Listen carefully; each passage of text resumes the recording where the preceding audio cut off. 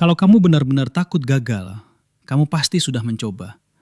Karena gagal itu terjadi setelah mencoba. Tapi kamu bahkan belum mulai.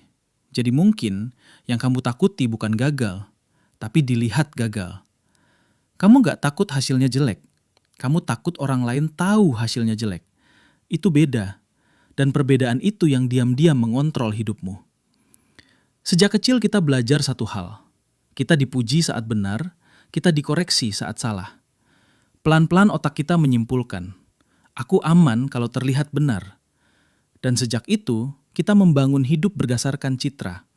Kita ingin terlihat pintar, terlihat stabil, terlihat tahu arah. Masalahnya, citra tidak bisa tumbuh. Citra hanya bisa dijaga, dipoles, dipertahankan. Dan sesuatu yang terus dijaga tidak pernah berkembang. Kamu bilang ingin berkembang, tapi berkembang artinya terlihat bodoh dulu. Belajar itu memalukan, pemula itu canggung, dan ego kita tidak suka itu. Kita lebih takut terlihat bodoh daripada benar-benar menjadi bodoh. Ironis ya, kita rela tidak belajar demi tidak terlihat sedang belajar. Padahal kenyataannya orang lain tidak sepeduli itu.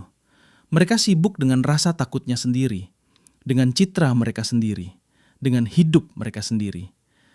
Kita merasa hidup di panggung besar, padahal kursi penontonnya kosong. Yang kamu sebut takut gagal, sebenarnya adalah takut kehilangan identitas. Identitas si pintar, si yang selalu benar, si yang tidak pernah salah langkah. Tapi identitas itu palsu kalau tidak pernah diuji. Kalau kamu hanya melakukan hal yang aman, kamu tidak sedang menjaga kualitas. Kamu sedang menjaga ilusi. Pertumbuhan selalu terlihat jelek di awal, dan kamu harus memilih, terlihat jelek sementara atau biasa saja selamanya. Kalau kamu menunggu percaya diri dulu, kamu tidak akan pernah mulai. Percaya diri itu hasil, bukan syarat. Keberanian bukan tidak takut.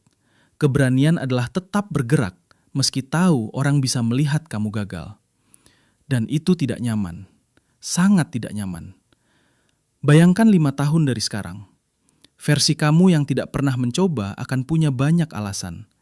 Versi kamu yang berani mencoba akan punya banyak cerita. Lebih menyakitkan mana? Dilihat gagal hari ini atau menyesal diam-diam 5 tahun lagi? Diam itu aman, tapi penyesalan itu sunyi dan panjang.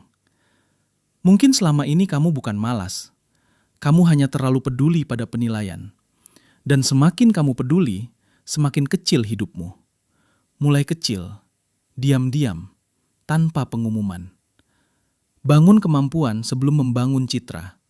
Karena pada akhirnya, orang mungkin lupa kegagalanmu.